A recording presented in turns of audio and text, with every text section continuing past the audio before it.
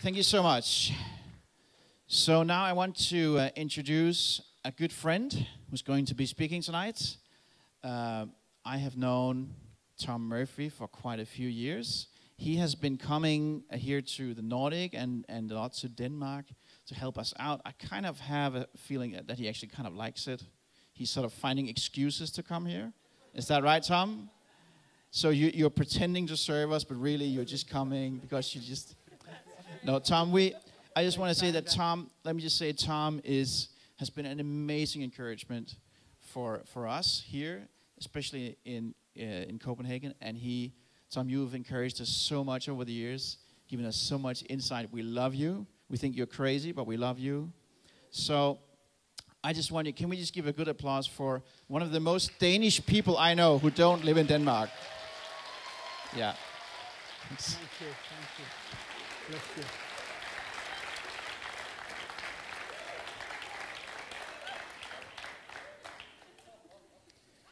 Wow. I need to be careful not to knock this over.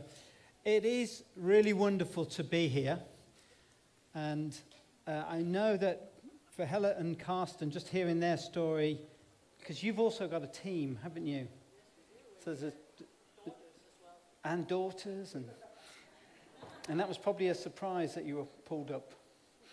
But, and Adam and Meda, it's just wonderful to see the new birth that's coming out of your movement.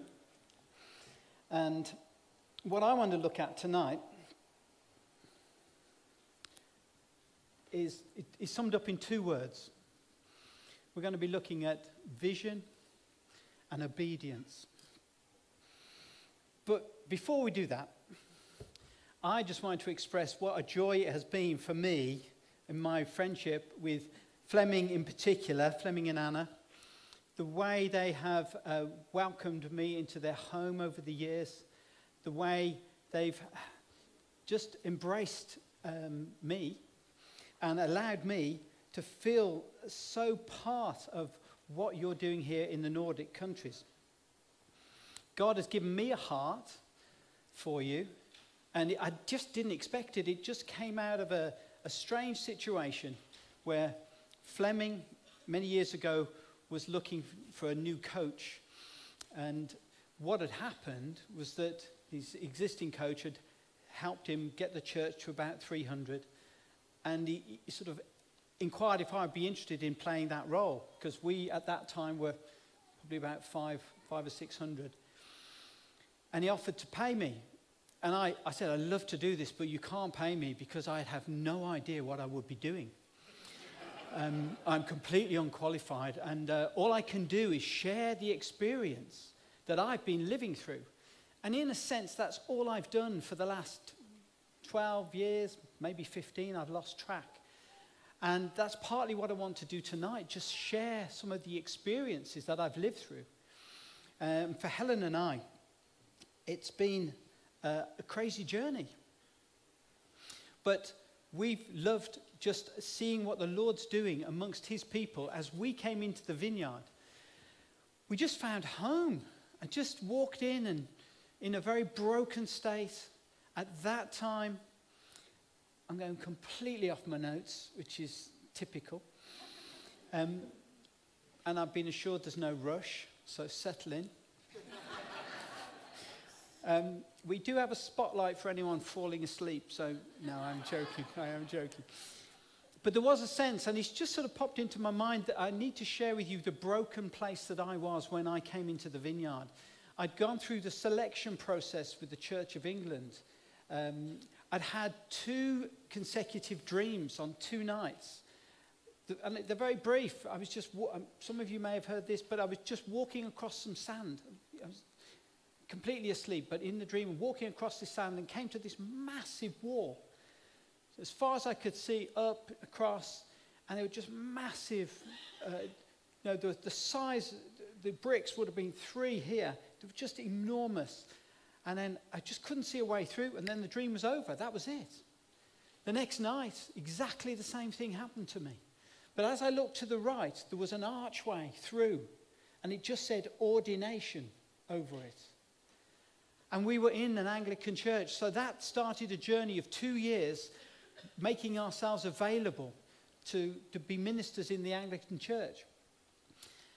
And after 2 years, they very wisely realized that I wasn't what they were looking for. And it was very painful for me, and it was painful for Helen, but there were a lot of character issues that the Lord was pinpointing that were being worked on. And I just needed to learn to be still and listen to the Lord. So it was a painful place. And when I came to the vineyard, in that brokenness, I did not expect, I did let the dream die. I just put it down. And I was just happy to be in a church where I felt I could be myself, where I felt the presence of the Lord, and where I could get healed up. And all I was doing was helping put the chairs out. It just started as an interest, and over the years it became an obsession, then a compulsive disorder. And now it's a full-blown addiction, and I so want to change the layout in this room. But I'm putting that aside. So the science of chairs. But there is a sense in which it's been such a healing journey for me. So I stand here before you as one who's been healed by the Lord in his church, the Vineyard. So the Vineyard worldwide is so precious to me. And I know that the Vineyard's precious to Fleming and to many of you in this room. And that love for the Vineyard, and not just the Vineyard, we love the wider church, but this is the church that we feel comfortable in. When I'm asked about how would you describe the kingdom of God and the different churches, I often say, well, it's like a forest. A forest is made up of many different trees, but they're all trees. But they bear different fruit, and different birds will nest in different trees. It's just that we are the vineyard tree. And the people, I believe that it's important for people to be in a church. And if we're not the right church, there are many other good ones. So we love the whole church. We are not trying to be the best church in our city. We're trying to be the best church for the city. And that's part of the message tonight, part of the vision that will hopefully come out. So my aim is to challenge. It's to encourage you. Hopefully it's to inspire you and to envision you afresh. The dreamers and the visionaries. And I found Andrew's talk last night, really dynamic. It was so gripping, and it so helped me. And it caused me so many problems. I had to sort of rewrite some of my talk. Because there is a sense in which I'd forgotten about the dreaming phase of this. And it's so important. But before I move into some of the meat of this, let me just give you a quick snapshot of my background. On a personal note, I grew up in a large Catholic family. I think the Vineyard's very Catholic friendly. I'm not really English. My father's Irish, my mother's Scottish. I was born in England. I've been mixed up ever since. I don't really know where, but I do know that I am a kingdom person. 10 of us, I had 5 sisters, 2 brothers. We grew up in a little 3-bedroom house. Well, we're in a high-rise block of flats, and then when the 8th child was born, we got a council house. Very poor background I come from. And I became a follower of Jesus when I was 20 years old at university. I was the first one in my family to go and get an education. My father had always recommended that's a key. He missed out on the chance. He wanted his sons to do that. He didn't. Back then, there were not the same opportunities for women as there are now. I met and married Helen when I was 27. As Helen mentioned, we met and married in 3 months. And that was 31 years ago now. And I stand before you a product of Helen and the Lord Jesus.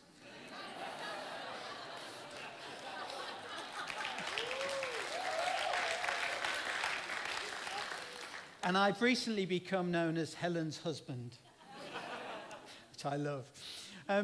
Yes, I'm not sure at times who was the greater influence. I think they work in partnership. So from the age of 27 then, we went on this crazy journey, raising 4 kids. I mean, Helen just informed me when we were pregnant. You know, I didn't mind. The more the merrier. I was a little bit I underestimated the nature of having children. I'd grown up a very happy home, and I just assumed it's all easy. But the best description I could give you of having a child and what it does to your lifestyle. I don't know if you remember those old cartoons where big double-decker bus would hit one of the animals and just flatten it, Tom and Jerry or something, just crash it down, pass by, and then this blobs on the floor and then it sort of gets back up. That's such a good description of having a baby. And that's just for the men. I mean, it's so 10 years went by, all sorts of things happened. We really spent 10 years. The thing that drew us together was Jesus and our love for the poor. That's what we both loved. And that, we spent 10 years just in different ways, working with the poor in different cities, in different environments. Helen was a nurse, but we got involved in these urban priority areas. And then after that time, after that rejection from the Church of England, I spent 2 years just recovering. And then God started to speak, but he started to speak to Helen first. And I don't hear from God was my attitude. I got it wrong last time, licking my wounds a bit. But then we got involved with the vineyard. And at the age of 37, I was taken on board, just 1 day a week, I think it was. And I started to become a pastor. And it's just such a heartbeat. And the thing that my true identity, if you really cut through me, if I was a stick of rock and you cut through me, the word that would be printed through that really would be father. I love being a father. I love being a dad. I love raising up leaders. I love doing all of that in the church. But deeper down than that, I just love being a father. I've seen in that time since then, over the last 12, 13 years, I've seen 9 church plants go, plus another one that's got established in Orissa in India. And then on top of that, there's another one going this summer. And then we have another one going the following summer. And so we're in the unusual position, Helen and I, where the Lord has called us to stay so that others can go. I'm 58 now. I was like expecting some sort of shocked reaction. And I finally got a T-shirt that I feel at home in. Let me tell you the story behind this just briefly. This was a present for my birthday when I was 58 from my son-in-law because we were coming out here. So no offense to all the other countries or main cities. But if you would like to send me a T-shirt with your city on, I would love to wear them. We can have a competition. And the thing about church planting and what I've lived through and what Helen and I have lived through is that it's such a joy. And at the same time, it's so painful. Seeing good friends move on.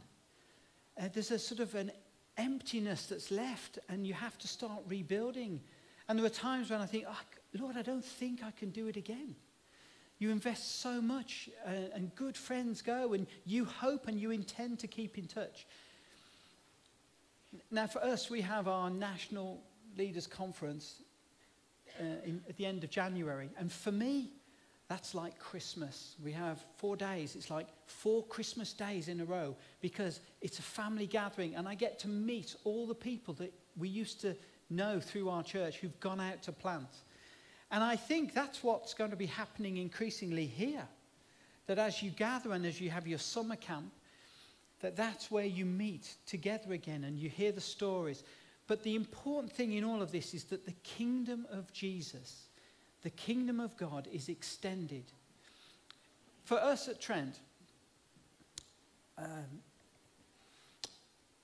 we know that on any Sunday morning, in churches that are planted out of us, there's 1,500 people gathering. So that's 1,500 people who wouldn't know the Lord if we hadn't released church plants. And that's continuing to multiply now. And that's my hope and dream for you here, that you would see as you go from, well, you're nearly at 30, you're going to be at 30 soon, and your target of 40 by 2020, I think you're going to smash that. And my hope is that your next target is, wow, Lord, what would it like in the Nordic countries to see 100?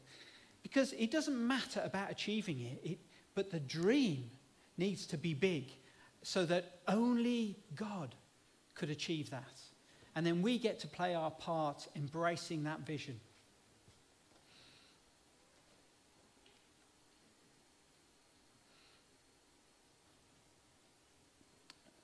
Okay, let me see.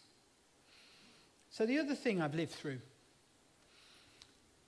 is 7 giving campaigns in the 20-year period. It'd probably be about the last 15 years. We've had 7 giving campaigns. So we've seen that as we've been faithful in sharing the vision that's come out of the dream that John and Debbie originally had, that we've invited people to cheerfully and willingly give what the Lord encourages them to give. And so we've seen our church established, and we've been able to bless, and we always give 20% of anything that comes into our church away. That was a decision John Wright made right at the beginning, double tithe. And it was easy to do that when you've got nothing coming in. And then the Lord spoke to us as a church, obviously through John and Debbie, very, very clearly. Great story. He wanted us to increase that to 22%. So we now live as a church on 78% of what comes in. And even with our latest giving campaign, we've committed to giving 22% of what comes in away to see the kingdom established, to bless children in other nations, to bless different initiatives in our city that won't benefit us. So there is an element in which I've just lived through these things.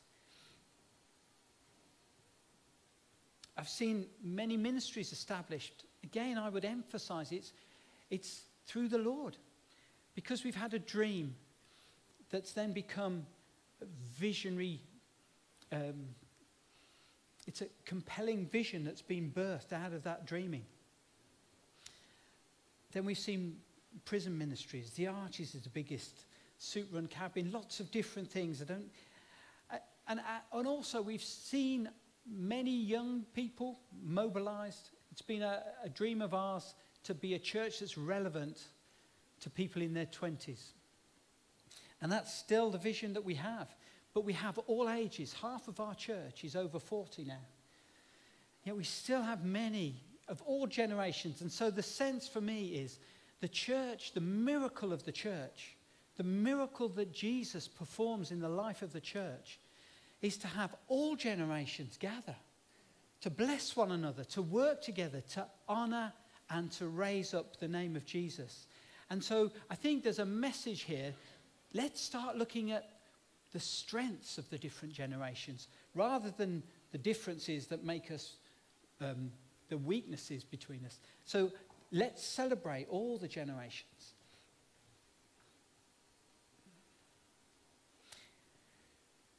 We work with many partner charities, and I need to end there because now I'm coming to the awkward bit where you may have put me on a pedestal, and in the traditional vineyard style, vineyard manner, I need to step off that pedestal and I need to confess to you a gaffe, a mistake pastorally that I made just a few weeks ago. Helen actually was doing the talk that Sunday. It was all about fostering and adoption. And at the end, on the Sunday evening, afterwards, there was a woman in her 40s, and she was looking for Helen, and they brought her over to me, and Helen was busy talking to some others, and she said, "I want to be adopted."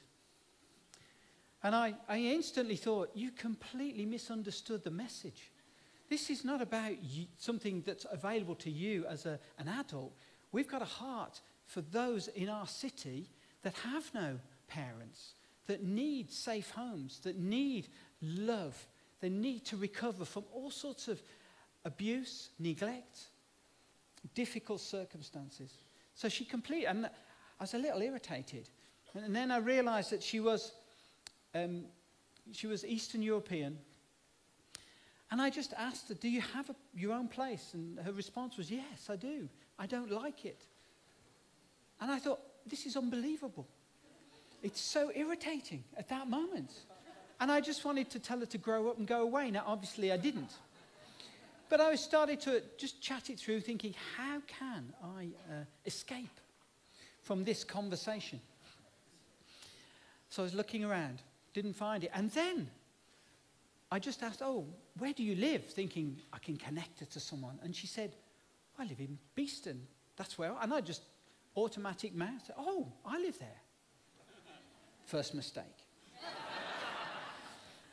You can see where this is going. Then she said, "Oh, where?" I said, "Oh, do you know the park on our road?" I named the road. "Yes, I do." Second mistake. Then she said, "What number do you live at?" And before I realized what I was doing, I gave the number out. And that was on the Sunday. Monday night comes. And Helen and I, we're doing an alpha, the smallest alpha group you could ever have. 2 people. We're doing it in our home deliberately with 2 people. I'll mention a bit more about that later. And she turns up on the door. And these 2 people are just really disclosing, quite intimate stuff. There's no way I could bring her in, and I had to just explain to her, "I'm sorry you can't come in." And I had to protect that time and that space. But it just shows, however much experience you have, what an idiot you can be as a pastor at times on a Sunday. And I found that, I'm just mentioning that just to lower the bar, just to try and connect with you, that in all of this, I just recognize how much Jesus works in our weaknesses as well as in our strengths. And I'm hoping that my experience may be useful, may be relevant to you. I love being a pioneer, a catalyst, a risk taker, a coach, a mentor. Those are the things. The thing I love most of all about the Vineyard is the way we exist to empower people, not to control them, to create opportunities for people to talk about the dream on their heart. That's the way I love to engage with people. What has God put on your heart? And listen to them. And often when I do that, I'm then aware of, I think you need to talk to so-and-so. Let me connect you up. And as you do that, as you connect people up who've got a similar passion, it's amazing what the Lord can do. My best contribution at the moment to Trent Vineyard is helping to raise up and develop leaders. And we've created all sorts of ways that people can explore that. They can, not just serving in the life of the church, but we have a gap year, discipleship year, leadership development year. We do a hub training for church planters. People think they might be called onto staff. There's all sorts of things we do, as well as the regular small groups and special events and days. You see, I was a dreamer. I really was. And until I was 27 and met Helen, that's all I was. Nothing, I never really delivered on anything. I'd have great ideas, great intentions, and then they wouldn't happen. And it was in meeting Helen as a Christian, as someone who already loved Jesus, that things started to really take off. Let me just briefly tell you that when John and Debbie, our senior pastors, they phoned up one evening. We were living in Nottingham and they were living in London. We'd known them 10 years before, and suddenly they were coming back to Nottingham. And what they wanted to do, because they were a little terrified, just as you saw Adam and Meta say, it is such a scary business. They just wanted some friends. They were going to live on the opposite side of the city.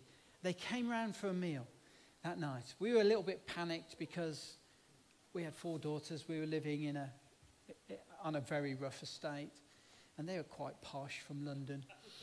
And so we were trying to practice speaking properly. Never quite managed it. Anyway, but they just shared the dream they had, and how for 9 years they'd had this dream of coming back to Nottingham to plant. And then the Lord, just lots of other people were sent out before them. They never got their chance. And they actually let it die. And then suddenly God started to speak through circumstance and through prophetic words. And so here they were on their way back.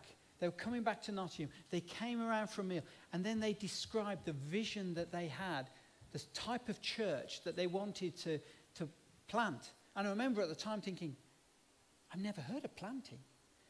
I was a Catholic background. I thought, who would allow you to do that?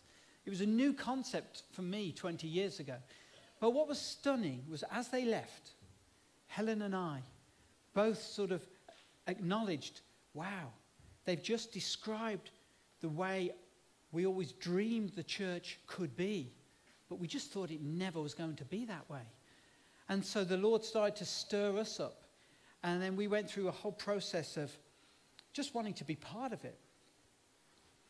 You see, vision is such an important ingredient in the life of a church. And if you're going to plant a church, or if you're in a church, and that vision isn't clear, if it hasn't been worked on, then you're just going to slow down what the Lord can do in it. I just want to read you, I hope they're going to come up, just the 2 sentences that have not changed in the time that John and Debbie planted the church and that we got on board. So here's the vision that we've been serving and seeing fulfilled for 20 years. God has called us to build a growing, regional, biblically based church in Nottingham, which will, in a creative and contemporary way, in the power of the Holy Spirit, worship God and communicate the gospel with compassion and generosity. We aim to make, train, and equip disciples to be effective in the extending of God's kingdom, to develop leaders, to plant new churches, and to contribute to the blessing of the whole body of Christ. Now, I know you can't really memorize that. And there's been times when we've offered 20 quid to any leader that can say that vision that we have. And there's only one guy in the church that can do it. But every year, when we do the Vision Sunday, we revisit this and we check how are we doing against that vision. We celebrate all that's gone on, and then we look ahead, and there's always a few new things that the Lord's doing. And it's really a highlight in the year. And it's the Vision Sunday. We do it around January, February, quite early on. But when we do it, there's often a gasp. Wow. So this is what the Lord is doing through this church. So any new people can catch the vision. Because it's very difficult to grasp all that the Lord is doing. And then we go through, this is the money that's come in. This is how it's been spent. We want to be transparent. And you can get copies of that. Email us. There's copies here today. If you want to take away those accounts, just the summary of them. You can look online on the Charity Commission and see all this stuff. So we're trying to be transparent. And most of all, we're trying to help our people understand what we've been doing as his people and where we're heading in this coming year. There's usually 1 or 2 fresh emphases. Proverbs 29 verse 18, where there's no revelation, people cast off restraint, but blessed is the one who heeds wisdom's instruction. Let me just read that in the Message. If people can't see what God is doing, they stumble all over themselves. But when they attend to what he reveals, they are most blessed. So vision really does help people in the life of the church get blessed. It's true on an individual basis, not just as a church. It keeps us on track. It inspires us.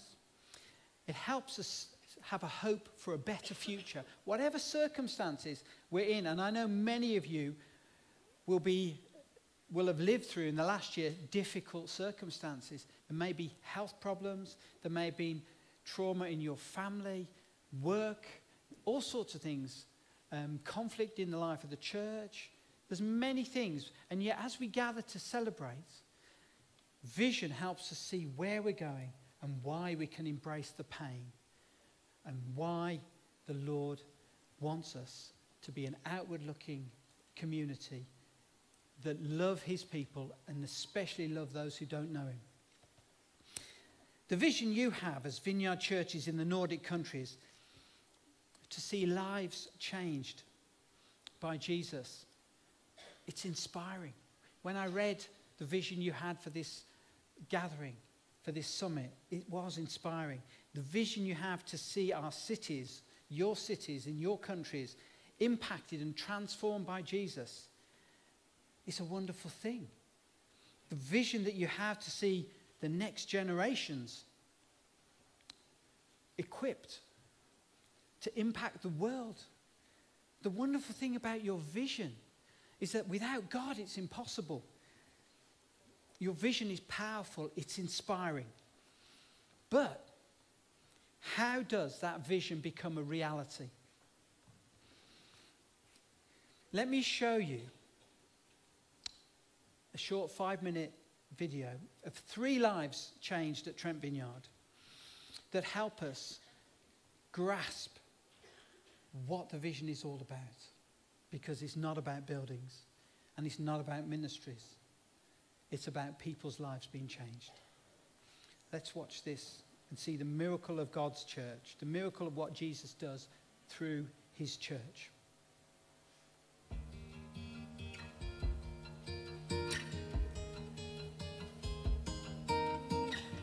I grew up in a very happy family, but non-Christian family. And I went to church maybe at Christmas time, weddings, funerals, things like that. And Jesus wasn't someone who was a part of my life or my family's life. I grew up in a Christian background, loving family, love the Lord. I'm originally from West Sussex and grew up on a farm. Well, I always knew that God was real, but I kind of did my own little thing. My mum kind of brought me up in church because she's like a Christian. So although I was kind of very bubbly and friendly and you know, happy, there was just something missing. Things started getting bad for me when I was about 12. My dad died, and that's when I started going off the rails a little bit with addiction. You know, things started progressing. I started smoking, started hanging around with the wrong crowd. And then all the way through my teens, really, I was lost. I was quite angry with God. I started rebelling against my mum, started rebelling against school, started fighting, started getting in with the wrong crowd. When I first qualified as a doctor, I got a job in Boston. So I moved to Boston and I was in a town with people I didn't really know, and I was trying to work out how to become a doctor and what that was like.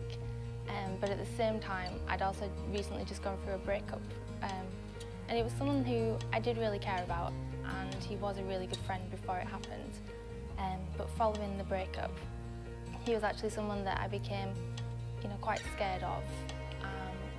And that process ultimately ended up in me having to go to the police, getting the courts involved and getting a restraining order against him. And it was quite a difficult time and quite a messy time. And I felt very much on my own. So it was on my 21st birthday, and I was pretty suicidal. I was at the end, you know, of my wits. I didn't know where else to go. I was in isolation. I was depressed. I was really down. I didn't want to live anymore. I was high, you know, off my nut, smoking weed. My granddad thought I was going to drive, so he came up and intervened, which is really out of character for him. It was God working through him, I think, to intervene and to start me on a new path, you know. Well, my sister comes to this church, and when my marriage broke down, I had to literally flee my house really quickly with my 2 daughters, and I didn't have anything, not even a bed. And so she was saying, "I'll come to church," and I was like, "I'm not sure." And then she kind of told me about the Archers project, so I went there, and it just blew me away. Just seeing people put their money where their mouth is, and even a small group, they kind of saved up money and bought me a new washing machine, and it just did something to me. I thought, these people have got something real, and I want to get involved and know what it's all about. So that's when I came to Trent. I got my granddad agreed for me to go into rehab, paid for it, which started me on my journey. And I met a Christian man there who was my therapist. He referred me up to the Carpenter's Arms in Loughborough, where I'd done an 8-month program there. Really met with God in a way that's changed my life, you know. After my year in Boston, I moved back to Nottingham, and I was still in a difficult place, and I was still trying to come to terms with everything that had happened. And then I did Alpha course for the second time. And at the beginning, the group leader asked, "What do you want to get from it?" And I said, "I really want to know God." And then by the end of the course, that's exactly what I got. And I met with Jesus for the first time at the Course to Live for weekend. And then I got baptised in February this year. Acceptance, that's what I got from the church. Acceptance, that's sort of what I felt. The presence of God is so powerful here in worship. It's something that I'm left in awe sometimes. I've got such a peace about me when leaving this place, and I feel like it sort of sets me up for the week. But also I started to get connected here, you know, I've started going to small groups. So I came into church, and I was a blubbering mess. I just remember sitting there, and there was advertising the Power to Change on the big screen, and I just remember nudging someone next to me like, "How do I get onto that?" And she said, "It's all right, I'll show you, I'll let you speak to someone." So she took me to speak to Jackie, who runs it with her husband, Ronnie. And I was crying that much, I couldn't even get my phone number out. I was really, really sobbing. And then I went to the Power to Change course, and that's where God really got to the core of me and getting back right with him. And, you know, like since that, I've always been on Power to Change again, but I've been as a helper. I have my own little group and pray for people. So I'm just glad that God can use me and use my testimony to other people. My relationship with God is really growing every single day, my prayer life, my worship life, and I just can't wait to see where God takes me next, you know. I'm really grateful that my friend did invite me to Alpha, because if he hadn't have invited me, then I don't think I would have found Trent Vineyard, and I wouldn't have made the friends that I've got here, and maybe I wouldn't have met God either yet.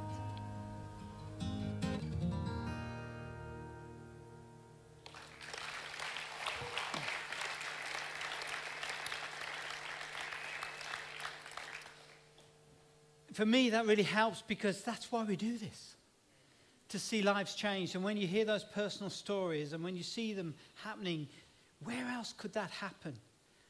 I mean, I know that we can invite people into our homes and share, but there's something amazing about when we gather together on a Sunday in worship, how people get connected, how they can start to find their way to different discipleship events that will really help them move forward. Rebecca, Jack, Ruth, all very different backgrounds, very different personal circumstances and challenges. And yet they came to know Jesus through the vineyard. Real people, real lives, radically changed for eternity. It is so inspiring. And I'm sure all of you will have stories through your churches, through your small groups, through your different ministries. I'm just wanting to remind you and celebrate the fact that it's out of vision as it becomes a reality, as we take action and create those places that people can meet Jesus, that's when we start to see the fruit. It's all about people. You see, I want to show you one more video now, and this is slightly different in that it's a guy, Steve, it's his story, and he had a vision. He had a desire, a dream to be a dad. And a bit like Abraham, that wasn't initially easy. Let's watch this, and then we'll move on. I've always wanted to be a dad. I've always loved getting involved with youth. I've always loved just helping the underprivileged kids and just trying to make a difference in their lives. And I guess ultimately, I've always been really excited about being a father myself. So I met Anna, my wife, on a blind date, and we just clicked from the get-go, and it was just amazing time. She also had a daughter called Alita. Anna having Alita never fazed me one little bit. She's my stepdaughter, but I love her as my own daughter. So obviously, after getting married, we started thinking about having children together. Obviously, over the years, we were trying, and nothing was happening. So, of course, we went and had tests and stuff like that, and the unfortunate news was that we wouldn't be able to have children together. So knowing that myself and Anna couldn't have children was obviously a bit of a wounder. But at the same time, I had to realise I had Alita, and that was amazing in itself. So I guess a real breakthrough in our story was when I was helping out at a youth conference, DTI, and I was just minding my own business, just standing at these kind of like gate things, and then one of my old friends who'd just been to America, he was about 20 metres away, but I could see him, he was just coming straight towards me, and literally the first thing he said to me was like, "You're having problems having kids, aren't you?" I was like, "What?" I don't know, and he said it again, and I was like, how could he know that? Because only literally myself, Anna, and my best friend knew the situation. So it was like, it was a bit of a light bulb moment. And then he basically said after that, you know you can adopt. And I was like, oh. And it just kind of like got me thinking. And literally I walked out, phoned Anna up, who was on holiday, and I just went, I need to speak to you, as soon as I get to you, basically. The camp finished, I drove straight down to holiday, met with Anna, told her the news. She'd been thinking about it as well, and literally that day she put in a call to our adoption agency, who we went with and who we adopted with. I guess the motivation of adopting and going through the process was one of just actually wanting to give a child that potentially will have something, a loving home, a big sister, and just love. So the adoption process for us consisted of a year's training, and then obviously we were approved, which was amazing. And then you get onto the bit which you think is going to change your life and it's just going to happen, but for us it definitely did not. So when you are approved, you obviously get a database of children that are on it that you look through and you apply for. So we went in for a few children. We got really far on a few of them, and it takes all your energy, all your emotional energy. And when you get that call and it's no, you're like, oh, your heart's been ripped out, you're just wounded. And like I say, it affects your home life, your relationship with your wife, because it's just a real struggle. You've loved that child that you've not had and they've gone, and then you have to pick yourself back up, go on to the next child and just keep going. So it is a really tough process. But some people may, adopt the first child they see, and that is amazing. But for some people, it can be a really long, just grueling experience, but ultimately absolutely amazing and well worth it. So the first time we saw Sophie's profile, it was a little black and white picture. I kind of let it go by, but then it kind of just drew back to me. The information on it was pretty harrowing, but gradually my heart warmed to it. Their agency got in touch with us and asked if we wanted to actually apply for her. There was a meeting held, and it just went step by step on from there. Through the process, there's been some major God moments, but I think the one that meant the most to me was we went down to Sophie's foster carers. We obviously didn't see her, because we hadn't adopted her by then, but we went to see the foster carer, and we were in her house, and we were just talking, obviously, but then at the end, she took us up to Sophie's bedroom. It was just myself, the foster carer, and Anna there, and you could see the little bed Sophie would be in. And basically, the foster carer just threw her arms around Anna, and just like said, oh, you know, this is your baby, God's got this baby for you. And it was just, that was the God moment that like really said to me, Sophie is going to be my daughter. And it was just amazing. And from that day on, no matter what kind of hurdles would come our way, Sophie was our daughter and we'd do anything for her. Meeting Sophie for the first time was amazing, scary, nerves. I remember walking in the room and she seemed so little. She was just on a little play mat, and it's just amazing to think that this is going to be my daughter. So it's been about 6 months now since we've had Sophie, and the change we've seen in her it's amazing. But yeah, just having her where she is, fitting into part of the family, having a big sister in Alita, it's just amazing, and I wouldn't change a thing. So I was talking to Anna the other morning, and we were both just amazed that Sophie has actually been with us for 6 months. It feels like she's been with us forever, just really part of the family. We love her to bits, and the most amazing thing I think we're most excited about is just seeing her grow, seeing the kind of person she'll grow into, and just to be able to be part of that is just going to be an amazing adventure.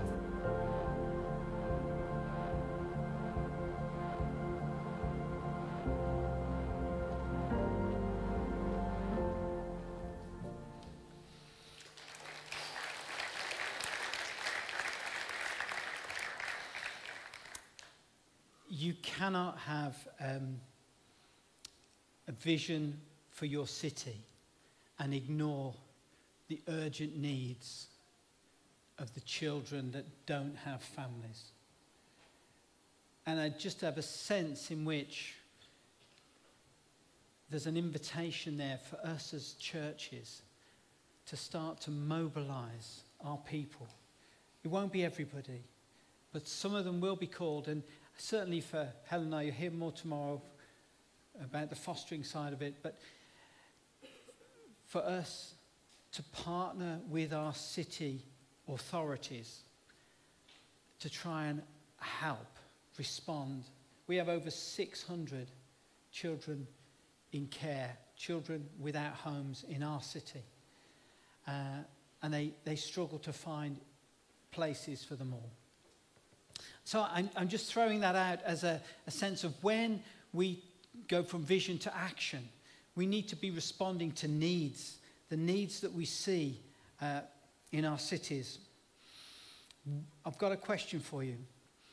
What do you think is the most strategic resource your Vineyard Church has when it comes to seeing lives changed, when it comes to seeing your cities, your communities, your towns changed, when it comes to seeing our families and our friends changed? A kids teacher on a Sunday morning was trying to engage with the young children in her group, and she asked the group this question: what is furry, has a bushy tail, and climbs trees? And the child responded, and the child said, I know the answer is Jesus. But it sounds like you're describing a squirrel. And so I know that when I ask you, what is the most strategic resource? What is it? Who is it that changes lives? The answer is Jesus. But that's not the answer I'm looking for. The most strategic resource that Jesus has given us in our Vineyard churches are the individual people who love him and who want to know him and love him more. And we as leaders, there'll be many of you leaders in the life of the Vineyards in Nordic here, There's many of you who aren't leaders, but you're on a journey, and you're most welcome to be here. But for leaders, we are God's gift to the church. And I know that it rarely feels like that. We have roles, responsibilities, we get weighed down. But our job is to inspire our people to fast, to pray, to open up their lives and their homes, to entertain those who don't know Jesus, to respond to the needs in our cities, equipping our people to be Jesus in their workplaces, in their homes, in their neighborhoods, schools. It's very strategic. But it comes at a price. We have to live it ourselves. If you live it, then your people will live it. If you talk about it, your people will talk about it and probably do nothing. Sunday services are the meeting place where we equip people for the marketplace, for the workplace. We gather to scatter. We come together to meet with Jesus, for him to refresh us so that we can go and seek the lost, the broken, the hurting once again. So how do we go from vision to action? Well, it's by obedience. But just briefly, it's time for me to tell you another failure story. This one's particularly precious to me. And it was a while ago. There's a lot of homeless in our city. And there's an opportunity to use a house that one of the men in our church, a single man, he owned this house. And so we managed to sort of get 4 guys. One was an ex-terrorist. Well, it was just the wrong mixture. All the guys had really serious issues, and we really didn't know what we were doing. But I've been working on a principle that it's easier to ask for forgiveness than permission. And that's been something that's been very useful over the years. Got me in a lot of trouble. In fact, my job description is to solve the problems that I create. That is really what I do. Somehow in that, God seems to work. And so we had this incident where the house got wrecked a few times, actually. And then John and Debbie, we had a trustees meeting. And I'm sure I talked to John and Debbie and had let them know that we were doing this. I probably intended to let them know. It sort of got lost somewhere along the way. And they were horrified, and so were the trustees, to find out that we were running this house. And one of our pastors had gone to the house on the Saturday and tried to bring some calm. And he phoned me up, and he was running down the road.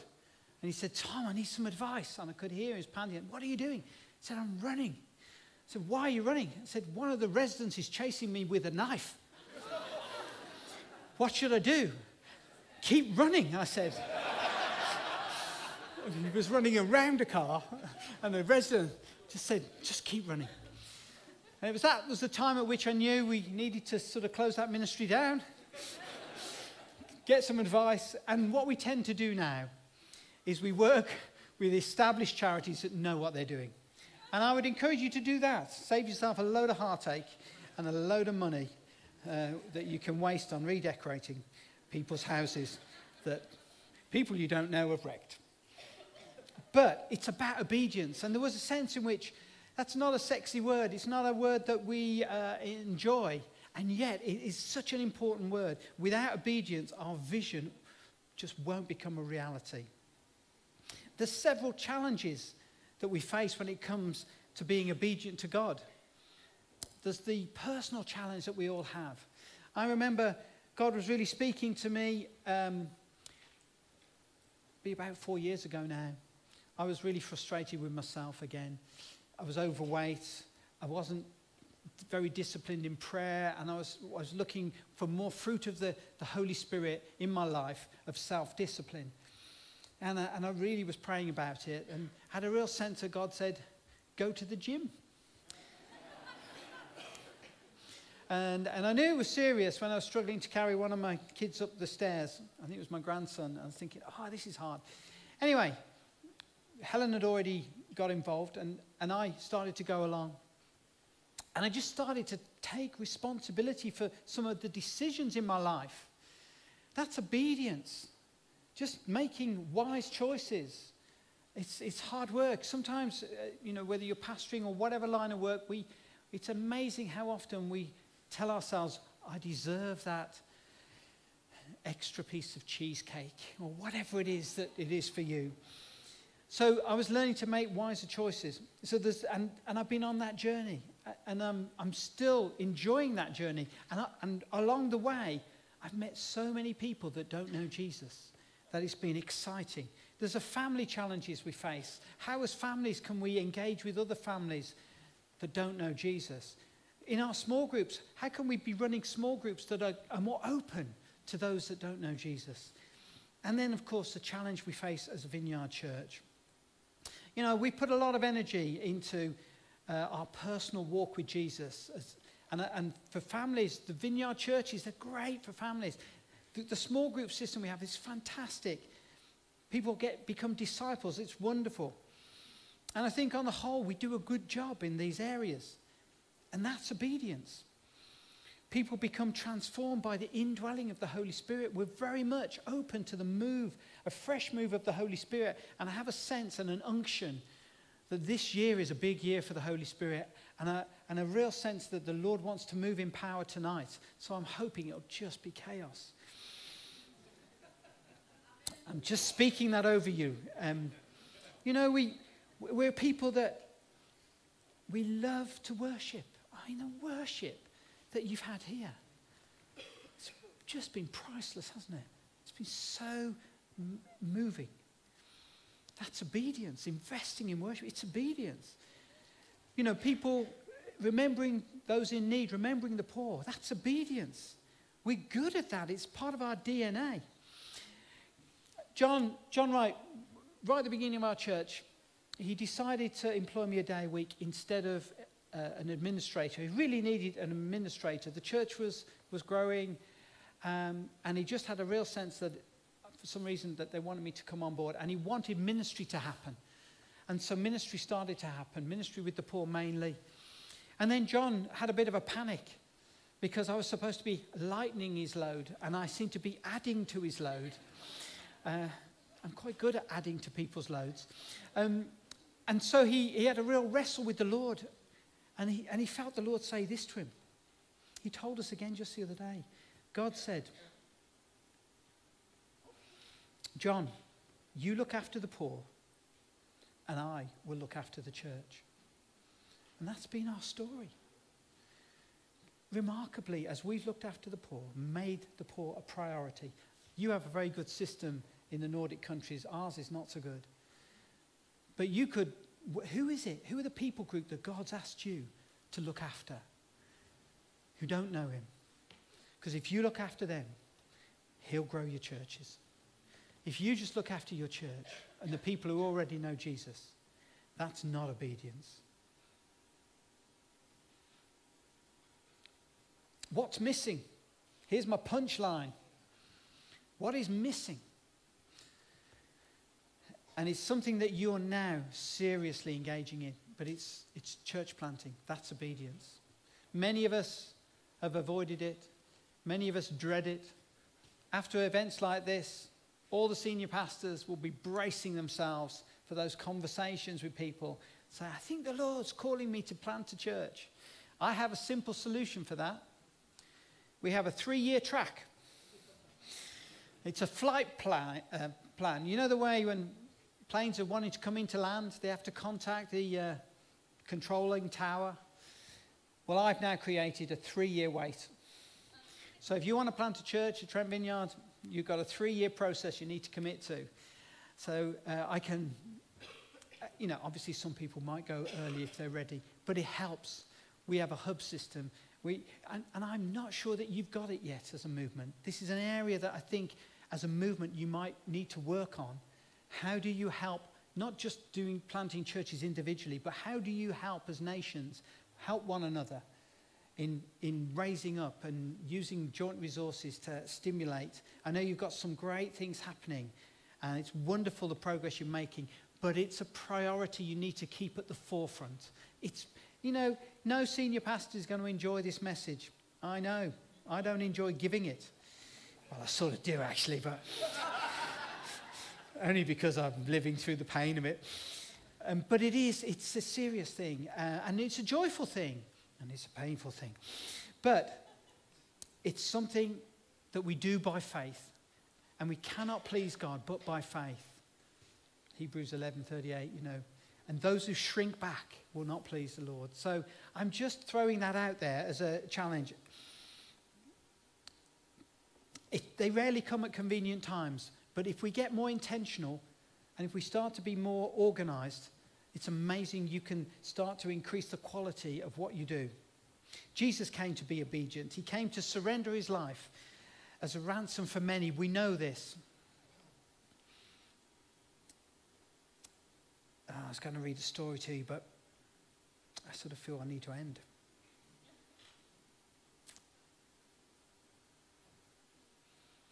Okay, I'm going to finish with this. James 1:22. I'm just going to quote a verse and then we're going to move into ministry. After I've told the story of Alpha in a house. James 1:22. Just squeezed it in there. Do not merely listen to the word and so deceive yourselves, but do as it says. Okay, last story, personal story. And Helen's led the way on this. Through people we've got to know who are in their 20s.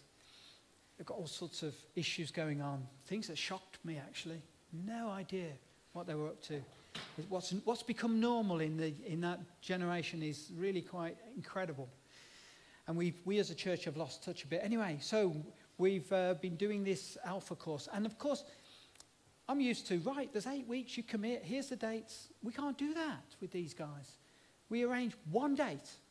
And we have a meal and we watch the Alpha that's on YouTube, the latest ones, brilliant quality, 2017.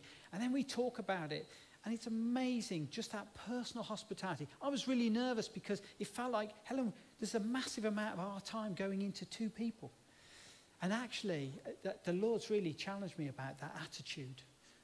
You know, you keep thinking, oh, we need groups. Actually, this is something we're doing as 2 people, with 2 people of a different generation.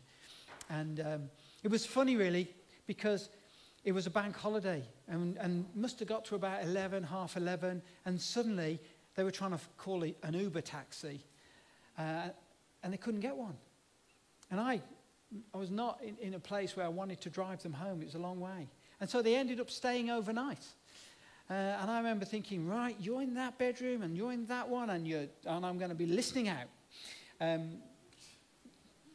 But it's just interesting how as we open up our homes, everything gets a bit messy.